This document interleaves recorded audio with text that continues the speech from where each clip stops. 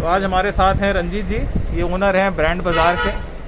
तो रंजीत जी, ये कितने साल से बिज़नेस कर रहे हैं आप? ये लास्ट 18 ईयर से कर रहा हूँ। 18 साल से बिज़नेस कर रहे हैं। और आपकी उम्र कितनी है? 30 ईयर्स। तो आप 12 साल से बिज़नेस करने लग गए? हाँ जी, मैं अपने पिताजी के साथ स्टार्टिंग से जुड़ गया था। पिताजी से ही आपने पूरा धंधा सीखा है? हाँ जी, पिताजी से ही धंधा सीखा है। और आपकी एजुकेशनल क्वालिफिकेशन कहाँ तक पढ़े हुए हैं आप? रेगुलर बेसिस पे तो मैं 5th 6th तक ही मैंने करा था, बट फिर उसके बाद मैंने 10th प्लस 12th का जो कोर्स करा है वो IGNOU Indira Gandhi national open university से करा है मैंने। अच्छा, तो आपको ये अपने बिजनेस के बारे में ये नॉलेज इतने कपड़े के बारे में आई कहाँ से? बस कंटिन्यू करता गया, उसी से मुझे इससे सीखने को मिली है चीज़ें। व्यूअर्स, अगर आप देखें तो इनका स्टोर जो है ये पूरा गारमेंट का स्टोर है, और मैंने आपको दिखाया था अभी ये मार्केट जो पुल प्रहलादपुर मार्केट में है। तो आपके स्टोर में एक भी ट्रायल रूम नहीं है, तो आप कस्टमर्स को, जैसे आप जीन्स अगर पहनाते हैं तो कैसे बेचते हैं वो? कस्टमर मेंस वेयर है तो कस्टमर खुद यहाँ पे ट्राई करके और वो पहन के देख सकते हैं। तो आप कस्टमर को बिना ट्राई करे भी बेच सकते हैं जीन्स? हाँ जी, बिना ट्राई करे भी दे देते हैं। तो ऐसा कैसे हो सकता है? बिकॉज अगर आप देखेंगे बड़ी दुकानों में तो ऐसा सोच भी नहीं सकता कोई कि बिना ट्राई करे कोई कपड़ा खरीद ले, और आप लोगों को इतना भरोसा आपने कैसे पैदा किया कस्टमर्स में कि वो बिना ट्राई करे हुए आपसे कपड़ा ले जाते हैं? उन्हें एक बार आए, 2 बार आए, फिर उन्हें अच्छी लगी हमारी क्वालिटी, फिटिंग एंड और भी कुछ चीज़ें अच्छी लगी होंगी जो मैं खुद नहीं आपको बता सकता हूँ, वो कस्टमर्स ही बताएंगे। तो उस चीज़ों से फिर कस्टमर का विश्वास जुड़ गया और फिर वो आगे कंटिन्यू करके विश्वास से ले जाते हैं। तो आप बोल सकते हैं कि मतलब कॉन्फिडेंस या उनको आ जाता है आप पे कि आप गलत माल नहीं बेचोगे उनको? जी, अब यही समझ लीजिए। और आपके ज़्यादातर रेगुलर कस्टमर है, रिपीट कस्टमर है आपके? जी, रिपीट कस्टमर्स हैं। तो कितने कस्टमर, कितने मतलब अगर 100 में से कितने कस्टमर रिपीट करते होंगे? 90% कस्टमर रिपीट करते हैं आपके? तो कोविड के टाइम में आपका बिजनेस घटा है सर? नहीं, कोई फर्क नहीं पड़ा कोविड के टाइम में बिजनेस? नहीं, बिल्कुल नहीं। कैसे ऐसे कैसे हो गया? मतलब क्योंकि रिपीट कस्टमर्स होने का ये बेनिफिट है कि वो कस्टमर्स को पता है कि ब्रांड बाजार पे ही जाना है, और क्योंकि उसका भी कारण है क्वालिटी और प्राइस। क्वालिटी और प्राइस से हमने कभी भी कॉम्प्रोमाइज़ नहीं करी, जिसके कारण से कस्टमर्स हमारा कहीं भी नहीं जाता। तो कस्टमर आपके पास 90% कस्टमर वापस आते हैं और क्वालिटी और प्राइस के लिए वापस आते हैं आपके पास? जी, चलिए, वेरी गुड। अब आपने जैसे बताया कि आपकी कोई ऐसी प्रोफेशनल क्वालिफिकेशन आपकी नहीं है, आपने जो कुछ सीखा है वो काम कर करके ही सीखा है। तो आप अपना बिजनेस के फाइनेंसेस कैसे मैनेज करते हैं? जैसे आप कितने मार्जिन पे क्या आपकी खरीद होती है, क्या आपको बेचना पड़ता है, कस्टमर को आप डिस्काउंट भी देते हैं, तो आप कैसे ये ट्रैक करते हैं कि हाँ मैं इस वाले धंधे से पैसे बना रहा हूँ, कमा रहा हूँ?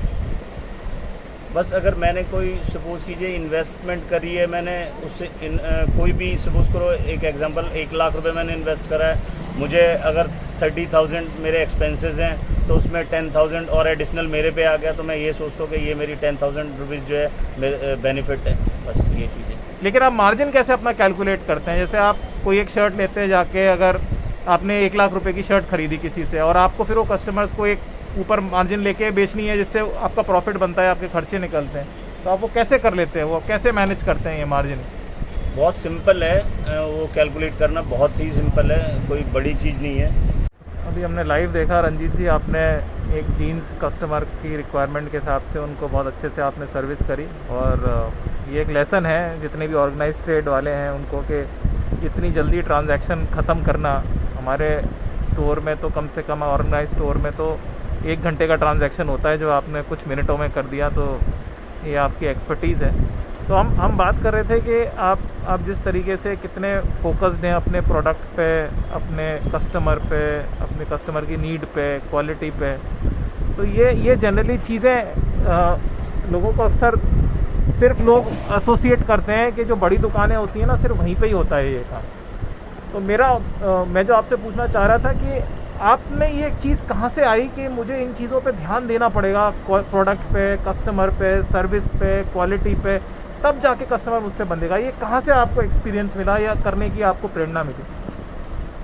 नहीं, मैंने जैसे कि आपको अभी थोड़ी देर पहले भी इस चीज़ को मैंने बताया था मैं अपने वर्क से ही, अपने काम से ही सारी चीज़ें, कुछ आप जैसे उसे कुछ मुझे कस्टमर से सीखने को मिलती हैं, कुछ मतलब कहीं से भी मैं सीखने की चीज़ें होती हैं, किसी से भी मैं सीखने की कोशिश करता हूँ। अगर मैं मार्केटिंग करने के लिए गया हूँ तो कोई बातें मुझे अच्छी लग रही है वहाँ पे किसी सेल्स पर्सन की, तो मैं उनकी बातों को अपने ऊपर धारण करता हूँ। या फिर मेरे जो लड़के हैं, मेरे सामने लड़के हैं, या मेरा कोई ब्रदर वर्क कर रहा है, उन सब चीज़ों को, जो भी अच्छाइयाँ होती है जिसकी, उन चीज़ों को मैं कोशिश करता हूँ कि अपने अंदर मैं धारण करूँ। वो से उसमें मैं ये नहीं देखता कि 100% मैं ही सारी चीज़ें कर सकता हूँ, मेरे से और भी अच्छे भी हैं, तो उन चीज़ों को मैं अपने अंदर लाने की कोशिश करता हूँ, बस, और कोई वो चीज़ें नहीं हैं। चलिए, ये बहुत अच्छी चीज़ आप कर रहे हैं। आप भगवान करे आप इस चीज़ में आगे चलते चले जाएं। एक सवाल आपसे पूछना था, ये देखिए कपड़ों में सीज़न चेंज होता है, कपड़ों में गर्मी का सीज़न होता है, सर्दी का सीज़न होता है। अब सर्दियों के कपड़े अलग होते हैं, गर्मियों के बिल्कुल अलग होते हैं। तो आप कैसे ये फोरकास्ट करते हैं कि मुझे सिर्फ इतना ही ख़रीदना है, और उसमें से आप कितना बेच पाते हैं जो आप ख़रीदते हैं? ये आप कैसे करते हैं? ये एक्चुअली इस चीज़ के लिए ना थोड़ा सा आपको पहले प्रिपेयर होना पड़ता है। जैसे सपोज़ कीजिए क्या अब विंटर आना है, तो इस बार कुछ हमने मौसम विभाग वालों से सुन लिया कि हाँ जी इस बार विंटर का क्या मतलब लॉन्ग टर्म विंटर रहेगी या शॉर्ट टर्म रहेगी। उस हिसाब से कुछ चीज़ों को हम मतलब बाहर से भी चीज़ों को ध्यान में रखते हुए और फिर हम अपनी परचेजिंग करते हैं। फिर अभी मार्केट की स्थिति क्या है, मार्केट की स्थिति अच्छी है तो फिर प्रोडक्ट्स भी हम थोड़े हायर और क्वांटिटी भी हायर रख सकते हैं। बट अगर मार्केट की स्थिति अगर डाउन है और विंटर का हमें अगर पता चल गया कि अगर विंटर हमारा कम शॉर्ट टाइम का है, तो परचेजिंग फिर हम उस हिसाब से रखते हैं।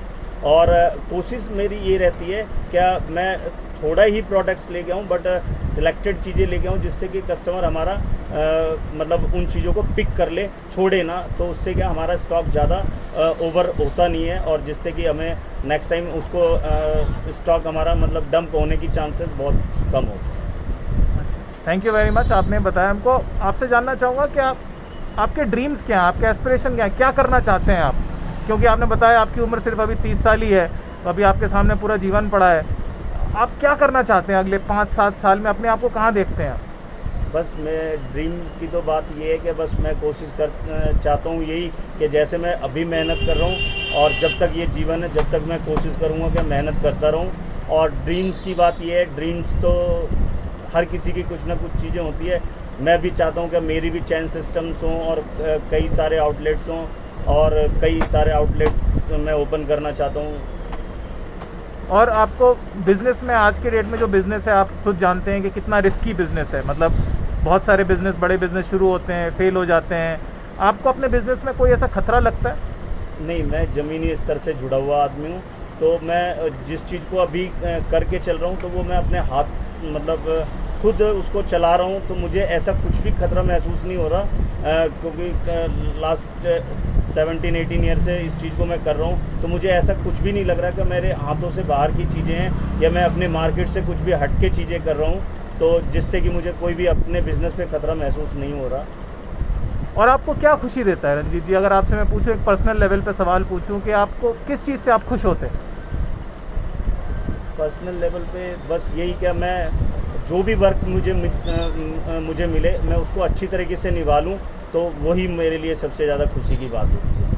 थैंक यू रंजीत जी, आपने हमसे इतनी बात की, और हम चाहेंगे कि आप और तरक्की करें फ्यूचर में, और आगे बढ़ें, आपकी ड्रीम्स बिल्कुल पूरी हों, आपके पास चेन ऑफ स्टोर्स हों, आउटलेट्स हों अगले 5 साल के बाद। मेरी भगवान से यही प्रार्थना रहेगी आपकी बढ़ोतरी के लिए। और अगर आप देखें सब्सक्राइबर्स, तो देखिए हर जगह का रिटेल का जो प्रिंसिपल है कि 1 स्क्वायर फीट भी खाली नहीं छोड़ना है। किस तरीके से इन्होंने स्टोर को अपने को बनाया हुआ है जिससे कि बिल्कुल यूटिलाइजेशन है स्पेस का, और हर प्रिंसिपल रिटेल का ये यहाँ पे फॉलो कर रहे हैं। And signing off, this is my series on sights and smells of real India और Bharat, and see you for the next video, and thanks for watching.